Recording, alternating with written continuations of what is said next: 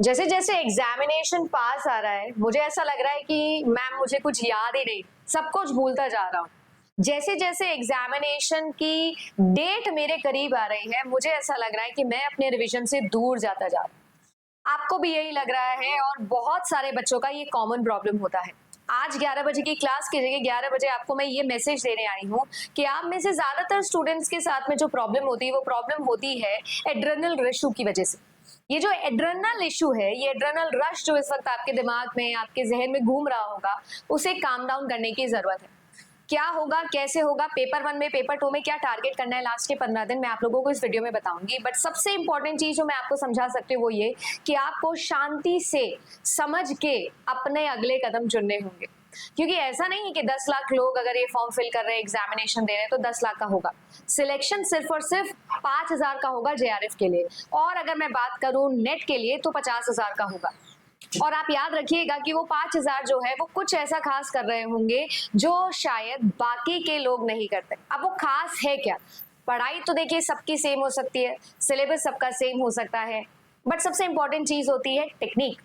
Technique क्या है पढ़ने की, मैनेजमेंट की क्या टेक्निक है, पेपर अटेम्प्ट करने की क्या टेक्निक है, और इन सब के पीछे एक ही इंपॉर्टेंट चीज होती है और वो होती है माइंडसेट, जिसके ऊपर आज मैं अगले 5 मिनट बात करूं। चैनल पर नए हैं तो मेरा नाम अदिति है। चैनल को सब्सक्राइब नहीं किया तो जेआरएफ अड्डा को सब्सक्राइब करिएगा, आराम से वीडियोस देखिएगा। अगर लगे कि कुछ कंसिडरेबल है, ये कुछ जो है वो सेंस बातें करते हैं, अच्छा क्वालिटी कंटेंट देते हैं, तो डेफिनेटली आप कंसिडर करना, सब्सक्राइब करना, और कमेंट सेक्शन में जरूर बताना कि आपको आज का वीडियो कैसा लगा।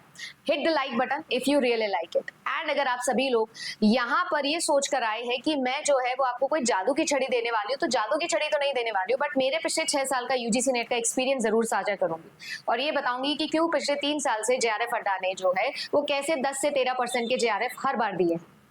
सबसे इंपॉर्टेंट चीज जो मैं बच्चों को सिखाती हूँ, या मुझे लगता है कि मैं भी सीखना चाहती हूँ, आप लोग और हम लोग साथ में सीख सकते हैं, वो ये है कि इस वक्त जो है वो हमें 3 कंडीशन से बचना है। देखो आप सब लोग जानते हो कि एक फियर वाला कंडीशन, एक फ्लाइट वाला कंडीशन और एक जो है वो फन वाला कंडीशन, ये तीनों ही कंडीशन की यहाँ पर जरूरत नहीं है। ये जो कंडीशन है ये कंडीशन है फाइट वाले कंडीशन की। You have to fight with yourself first of all, बाकी सारे डिस्ट्रैक्शंस अपने आप खत्म हो जाएंगे। यानी कि मैं आपको ये समझा सकती हूँ कि इस वक्त आपका सबकॉन्शियस आपका सबसे बड़ा दोस्त है, सबसे इंपॉर्टेंट दोस्त है। आप जब एग्जामिनेशन के अंदर क्वेश्चन सॉल्व करते हैं तो आप नोटिस करिएगा कि एक आंसर हमेशा आपके दिमाग में आता है, बट कभी भी आप अपने ऊपर वो ट्रस्ट नहीं करते हो और वो आंसर को बाद में चेंज कर देते हो, तो आप नोटिस करिए कि ज्यादातर समय वो आंसर गलत हो जाता है जो आपने सोच के किया था। यही चीज सबकॉन्शियस माइंड होता है। देखो 90% आप लोगों की पूरी लाइफ, पूरा डेली रूटीन, आपकी थिंकिंग जो है वो आपका सबकॉन्शियस ही कंट्रोल करता है, आपका डिसीजन मेकिंग 10% होता है जो कॉन्शियस ब्रेन जो है वो कंट्रोल करता है। अब जो भी आपकी लर्निंग होती है ना, उसमें आपका subconscious most important role play करता है। बट आपका सबकॉन्शियस आपको तभी रिवर्ट बैक करेगा, ए आप सभी लोगों ने कुछ चीजें अपने सबकॉन्शियस को दी होगी, यानी पढ़ाई करी होगी, लर्न किया होगा, एंड बी आप काम डाउन रहोगे, पेशेंस रखोगे, पैनिक नहीं करोगे। क्योंकि जब आप पैनिक करते हो तो सब कॉन्शियस सो जाता है और कॉन्शियस जग जाता है। तो कोई भी कॉन्शियस एफर्ट की जरूरत नहीं है एग्जामिनेशन के दौरान, कॉन्शियस एफर्ट की जरूरत है अभी, ताकि आप अपने सब कॉन्शियस को भरते रहिए। आपको जितना कंटेंट पढ़ना है मेजरली आपने पढ़ लिया होगा, जितना भी पढ़ सकते थे मेजरली पढ़ लिया होगा, बस उसे रिफाइन करने की जरूरत है। अगले 15 दिन सिर्फ और सिर्फ अपने सब कॉन्शियस को एक्टिवेट करने की जरूरत है, और वही एक्टिवेशन जो है वो आपको एग्जामिनेशन में पेपर अटेम्प्ट करने में हेल्प करेगा। अगर आपको आंसर आता है, पहली बार आपका सबकॉन्शियस कुछ रिवर्ट कर रहा है, तो उसी को आंसर टिक करके आइए, पहली चीज। दूसरी चीज, मैम ये सबकॉन्शियस की आवाज हमारे तक आएगी कैसे? ये सबकॉन्शियस की आपकी आवाज तब तक नहीं पहुंचेगी जब तक आप काम डाउन नहीं होंगे। तो अपने ऊपर ट्रस्ट करिए, अपने ऊपर बिलीव करिए, अपनी पढ़ाई के ऊपर, अपने टीचर के ऊपर, अपने कोर्स के ऊपर ट्रस्ट करिए। आपने जो पढ़ा है सही पढ़ा है, जितना पढ़ा है सफिशिएंट पढ़ा है, अब बस उसे रिफाइन करने की जरूरत है। मैं क्या कर सकती हूँ इसको रिफाइन करने के लिए, मैं वो भी बताती हूँ, और आपको क्या करना है मैंने नोट बनाया है वो भी मैं आपको दिखाती हूँ। सबसे पहले आपको मैं बता दूं कि मैं आप लोगों के लिए कल सुबह 11 बजे से टारगेट 80+ की मैराथन से स्टार्ट कर रही हूँ। इस मैराथन में मैं 10 यूनिट्स आपको कवर करवाऊंगी। सबसे पहले रिसर्च एप्टीट्यूड से शुरू कर रही हूँ क्योंकि ये सबसे महत्वपूर्ण यूनिट है, और इस यूनिट में मैं आपको थ्योरी भी करवाऊंगी और एमसीक्यूज भी करवाऊंगी। थ्योरी से एमसीक्यू कैसे अप्लाई करना है वो भी बताऊंगी। लास्ट के 15 दिन के अंदर ये 10 मैराथन आपके लिए आ जाएगी सुबह 11 बजे डेली इसी चैनल पर। अगर आप मेरे सब्जेक्ट से बिलोंग करते हो, यानी कंप्यूटर साइंस से बिलोंग करते हो, तो मैंने आपके लिए ऑलरेडी जो है वो कर रखी है marathon start for paper 2 as well. शाम को 7 बजे ऑपरेटिंग सिस्टम हो चुका है, कंप्यूटर ऑर्गेनाइजेशन हो चुका है, डेटाबेस हो चुका है, और आज शाम को लेकर आऊंगी सॉफ्टवेयर इंजीनियर। तो इस तरीके से ये भी है, एमसीक्यूज एंड थ्योरी दोनों मिक्स। तो ये तो मैं कर सकती हूँ अपने सब्जेक्ट के लिए। अगर आप मेरे सब्जेक्ट से नहीं हो, किसी और सब्जेक्ट से हो, तो भी चैनल पर मैराथन है। ये तो चलिए हो गया आपका मैराथन का बात। देन आता है बहुत सारे स्टूडेंट्स के साथ में ये प्रॉब्लम कि मैम हमारे लिए टाइम मैनेज करना पॉसिबल नहीं है, मैम अब इतना कम समय बचा है, मैम हमको डर लग रहा है क्योंकि टाइम तो है ही नहीं। तो मैं आप लोगों को एक छोटी सी चीज बताती हूँ, ये आज सुबह मैंने जो है वो इंस्टाग्राम पे भी शेयर किया था। याद रखिएगा कि time is a created thing. अगर आप ये बोल रहे हो कि मेरे पास में टाइम नहीं है, तो इसका बेसिक मतलब ये है कि आप टाइम निकालना नहीं चाहते हो, आप चाहते नहीं हो कि आपके पास टाइम, क्योंकि टाइम जो है वो सभी के पास 24 घंटे है। आपके पास भी 24 घंटे होंगे, और उस बच्चे के पास जिसका जेआरएफ हो जाएगा उसके पास भी 24 घंटे, मेरे पास भी 24 घंटे हैं, और आपके पास भी 24 घंटे हैं। बट आपको ये समझना पड़ेगा कि ये अगले 15 दिन आपको आपका टाइम बनाना पड़ेगा, आपको उसे क्रिएट करना पड़ेगा, और आप आसानी से ये कर सकते हो। थोड़ा सा सेल्फिश होना पड़ेगा, बाकी सारी चीजों को सैक्रिफाइस करना पड़ेगा। 15 दिन के बाद मिलके इंस्टाग्राम चलाएंगे, मिलके जो है वो मूवीज देखेंगे, मिलके जो है वो दोस्तों से बातें करेंगे, मिलके जो है मम्मी पापा के साथ घूमने जाएंगे, मिलके जो है वो हम लोग सब लोगों की केयर भी कर लेंगे, सब कुछ कर लेंगे मिलके 15 दिन बाद। बट अगले 15 दिन जो है वो शट डाउन कर दो, बाकी सारी दरवाजे, अपने कान बंद कर दो, कुछ नहीं देखना, कुछ नहीं सुनना, कुछ नहीं कहना, चुपचाप बस और बस अपने लिए टाइम निकालना है। अब उस टाइम निकालने में आप करोगे क्या, वो भी मैं आपको बता देती हूँ।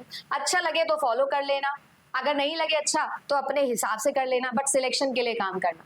मैं आप लोगों को बता देती हूँ कि पेपर 1 के अंदर मुझे ऐसा लगता है कि कोई भी एक एवरेज स्टूडेंट आज के टाइम पर अगर थोड़ा सा अवेयर हो जाए तो वो आसानी से 70 से 75 नंबर के आसपास नंबर ला सकता है। और अगर थोड़ा सा एक्स्ट्रा जो टिप्स मैं आपको बता रही हूँ वो फॉलो कर लोगे तो 75 से 80 भी ये आपका स्कोर पहुंच जाएगा।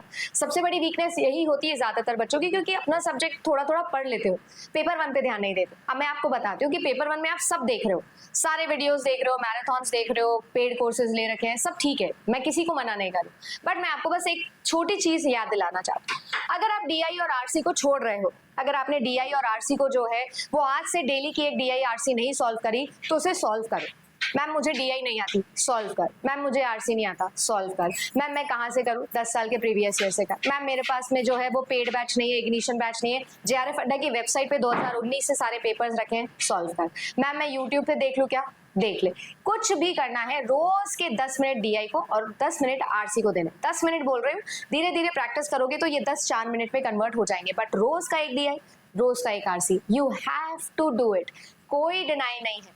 मैम मुझे मैथ्स नहीं आती तो डीआई कैसे करेंगे, मैथ्स के basic principles, average, percentage, ratio, बस ये 3 टॉपिक्स देखो, सीखो, अप्लाई करो, दैट्स इट। देन आती है कि आप सभी लोगों में से ज्यादातर बच्चे उन टॉपिक्स को छोड़ के जाते हैं जो टॉपिक्स एक्चुअली में बहुत ही कम समय में बहुत ज्यादा नंबर आपको दे सकते हैं, जैसे कि रिसर्च के न्यूमेरिकल, जैसे कि हायर एजुकेशन के अंदर आप लोगों का या टीचिंग एप्टीट्यूड के अंदर डिजिटल इनिशिएटिव्स। मैंने ये दोनों ही चीजें लिखी है, इनको याद करो, फॉर्मूलेज एक जगह पर लिख लो और मार डालो रट्टा, कोई दिक्कत नहीं है। अभी तक नहीं किया था कोई इशू नहीं, बट मैं आपको फिर कह रही हूँ अगले 15 दिन में आप ये फैक्ट बेस्ड चीजें जो याद कर लोगे, ये फॉर्मूले जो याद कर लोगे, वो बहुत काम आएंगे। थियोरेटिकल क्वेश्चन में ही सिली मिस्टेक होती है, तो बचिए थ्योरी को ज्यादा अपने स्ट्रेंथ बनाने में, इससे बेटर है प्रैक्टिकल चीजों को अपना स्ट्रेंथ बनाइए।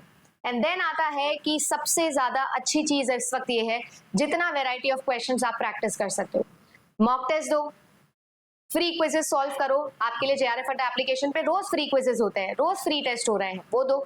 अगर आपके पास टेस्ट सीरीज है तो वो दो। एंड यूट्यूब पे जो मैराथन्स आप लोगों के लिए लगा रहे हैं वो आप देखो, जिसकी देखनी उसकी देखो। मैंने तो बता दिया कि मेरी 11 बजे होती है, आपको जिसका समझ आता है उसका देखो, बट देखो उन मैराथन से रिवाइज करो। बट ऐसा नहीं कि सिर्फ उन्हीं मैराथन पे डिपेंडेंट हो, क्लास देखकर आपको अच्छा लग सकता है, समझ भी आ सकता है, बट जब तक खुद सॉल्व नहीं करोगे तब तक कॉन्फिडेंस नहीं आ सकता। और ये भूल जाइएगा कि उस 180 मिनट में एग्जाम के दिन आप सॉल्व कर पाओगे सिर्फ और सिर्फ ऑडियो विजुअल सेंसरी, ये जो आपने मेमोरी गेन करी है उससे। जब तक प्रैक्टिकली खुद सॉल्व नहीं किया है एग्जाम में चीजें सॉल्व नहीं होगी, ये वार्निंग के तौर पर लेकर जाइएगा इस वीडियो से। अब आती है बारी पेपर 2 की। ये मैं इररिस्पेक्टिव बोल रही हूँ, कोई भी पेपर 2, मेरा पेपर 2 में तो मैं बताती हूँ, मैं आपको इररिस्पेक्टिव बता रही हूँ। अगर आपको ऐसा लगता है कि मैम मेरे पास में क्वेश्चन सेट प्रैक्टिस के लिए मैं कहाँ से लाऊं, तो देखो आपके हर पेपर का सेट एग्जामिनेशन होता है और नेट एग्जामिनेशन तो है। आप इनके प्रीवियस ईयर को सबसे पहले प्रैक्टिस करो, उनके 4 ऑप्शंस को भी समझो कि क्या है क्यों है ऐसा। अपने खुद के नोट्स पर रिलाय करो, या अगर आपके पास खुद के नोट्स नहीं है तो आप लोगों को जो टीचर ने पीडीएफ दिया है आप उस नोट्स पे रिवाइज करो। लास्ट मोमेंट के अंदर जबरदस्ती आपको किताबें रेफर करने की जरूरत नहीं है, लेंदी टेक्स्ट पढ़ने की जरूरत नहीं है। खुद के जो नोट्स बनाए, शॉर्ट नोट्स बनाए, वो रिवाइज करो। एक फॉर्मूले की लिस्ट बना लो, थ्योरीज की लिस्ट बना लो, फैक्ट्स की लिस्ट बना लो और उसको बार बार रिवाइज करो। एक चीज मैंने लिखी है, बहुत सारे बच्चे जो है वो इस समय ट्राई करते हैं, ये भी पढ़ लेता हूँ, वो भी पढ़ लेता हूँ, ऐसे भी कर लेता हूँ, वैसे भी कर लेता हूँ। मैं हमेशा बोलती हूँ कि अगले 15 दिनों के अंदर नया पढ़ने की बजाय इसे छोड़िए, ये आपका टाइम ज्यादा कंज्यूम करेगा। जो पुरानी चीजें आपने पढ़ी हुई है उससे आप और ज्यादा रिवाइज करो। यही चीज मैंने लिखी है कि 1000 चीजें पढ़ने की जगह 100 चीजों को 100 बार पढ़ो, ये बेटर है। आपको अगर ऐसा लगता है कि यूजीसी नेट एग्जामिनेशन में 1000 चीजें पढ़ के जानी पड़ेगी क्योंकि सिलेबस बहुत बड़ा है तभी सिलेक्शन होगा, तो ऐसा नहीं है। मैं हर बार एक ही लाइन बोलती हूँ, 6 साल में से कोई भी वीडियो उठा के देख लेना, जेआरएफ अड्डा में पिछले 3 साल से कोई भी वीडियो उठा के देख लेना, हमेशा बोलती हूँ 1000 चीजें पढ़ने की जरूरत नहीं है, 100 चीजें पढ़, पर 100 बार पढ़। अगर मैम मैंने जो है वो पढ़ लिया प्लेजरिज्म, तो प्लेजरिज्म टॉपिक से कुछ भी सवाल आए, कितना भी टेढ़ा आए, कितना भी लेंदी आए, कितना भी कैलकुलेटिव आए, मैं उसका आंसर करके आऊंगी, करके आऊंगा। ये आपके पास में अगर कॉन्फिडेंस है तो आपको 1000 चीजें पढ़ने की जरूरत नहीं है। तो 1000 नहीं, 100 चीजें पढ़ो और 100 चीजों को लगातार लगातार रिवाइज करो, 100 बार रिवाइज करो, तो जाके आप सभी लोगों को वो कॉन्फिडेंस आने लगेगा। एग्जामिनेशन में 300 नहीं से 300 नंबर नहीं लाने हैं। एग्जामिनेशन के अंदर 150 में से 150 सवाल नहीं करने हैं। अगर आप अच्छे 100 से 110 सवाल भी करके आते हो तो भी आपके लिए 200 से 210 नंबर बन जाते हैं। अगर आपकी कट ऑफ बहुत हाई जाती है, रेयर पेपर से बिलोंग करते हो, 220, 230, 240 भी कट ऑफ जाती है, तो भी आपके पास में 120 ही क्वेश्चन है जिनको आपको सही करना है। 30 क्वेश्चन आप अभी भी छोड़ सकते हो, अभी भी गलत कर सकते हो। तो इसीलिए समझा रही हूँ कि आपको उन चीजों पे फोकस करना चाहिए जिन चीजों पर ज्यादातर क्वेश्चंस बनते हैं। सबसे इंपॉर्टेंट वो चीजें बार बार रिवाइज करनी चाहिए जो आपको आती है, क्योंकि अब ये लास्ट के 15 दिन जो है वो आप लोग कोई बुर्ज खलीफा नहीं खड़ा कर सकते। हाँ, बट ये जरूर है कि आप उस बुर्ज खलीफा को पेंट जरूर कर सकते हो जितना बनाया है। आई होप मैं एनालॉजी आपको समझा पा रही हूँ। उम्मीद करती हूँ कि ये वीडियो आपके काम आएगा। अगर आपको अच्छा लगा तो लाइक जरूर करिएगा, और अगर आप सभी लोग तैयारी करें फॉर दिसंबर तो 11 बजे पेपर 1 और 7 बजे पेपर 2 कंप्यूटर साइंस के लिए मिलेगा। और अगर आप जून 2026 के लिए प्रिपेयर कर रहे हैं तो आप सभी लोगों के लिए जेआरएफ अड्डा प्रीमियम बैचेस भी आपके लिए अवेलेबल है। इफ यू वांट, आप जेआरएफ अड्डा एप्लीकेशन पर जाकर वो बैचेस भी ले सकते हो। धन्यवाद एंड गुड लक। ये नया साल जेआरएफ वाला होना चाहिए।